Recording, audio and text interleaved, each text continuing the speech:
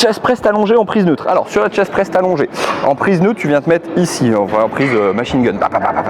Et il faut faire en sorte de prendre bien les mains au niveau de la poitrine. Si jamais tu as les mains trop bas, les coudes sont en arrière des mains, c'est pas bien. Et si les mains sont en arrière des coudes, là tu vas beaucoup tirer dans le coude, c'est pas top. Faut trouver un juste équilibre légèrement en arrière. Tu vois que mon coude est là et ma main est là. Donc je suis un peu dans cette position ici. Je suis pas dans cette position là, je suis pas dans cette position là, je suis dans une position léger flex, le coude à la main un peu vers moi.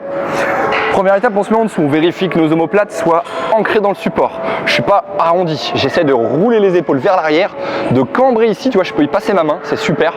Et là, je viens mettre mes mains en contact. Si tu es grand, bah, je vais te proposer une stratégie juste après. Des grands bras, une grosse cage thoracique, je te propose la solution. On vient se mettre à la bonne hauteur, fais attention, comme je t'ai dit, si tu es trop bas, c'est pas bon. Et les coudes légèrement sur le côté, pas en latéral, pas trop en bas. Là, c'est pas bon, là, c'est pas bon, dans l'axe, en oblique. On met les coudes, on plaque nos omoplates et on tend. Quand on descend, même travail. On cherche à descendre nos coudes sur le côté et non pas sur le latéral. Attention à ne pas faire ça, on le voit souvent. Nous, ce qu'on veut, c'est un mouvement. Rouler les coudes, ouvrir la cage, mettre en pression, comme si j'étais en train d'étirer et je pousse. J'inspire et je pousse. Ok ? Donc c'est la trajectoire qui est très importante sur celui-là. Petite astuce pour les grands, on vient prendre une cale, mais généralement la cale peut nous empêcher de descendre bas. Donc ce qu'on va faire, on prend la cale, on la met en position tombante, c'est-à-dire que le rond il est en dehors du support. Et du coup, quand on vient lever, elle chute. Et là, ça nous permet d'avoir une amplitude totale, mais juste attention, pour le poser, tu vas être très étiré. Juste le poser en départ, c'est souvent la position de départ la plus dangereuse.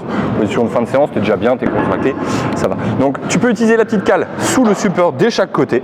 Ça te permet un démarrage plus rapide avec une amplitude totale pendant la série, et à condition bien entendu d'être bien en prise. Tu peux avancer ou reculer, généralement on se met au bout, elle est assez confortable.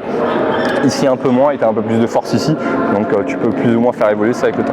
Voilà pour le chest press allongé en prise neutre avec la petite astuce des cales ou l'astuce en neutre, mais avec le temps tu verras la première rep est très importante et très difficile. Donc utilise les cales même pour un débutant, c'est la meilleure méthode.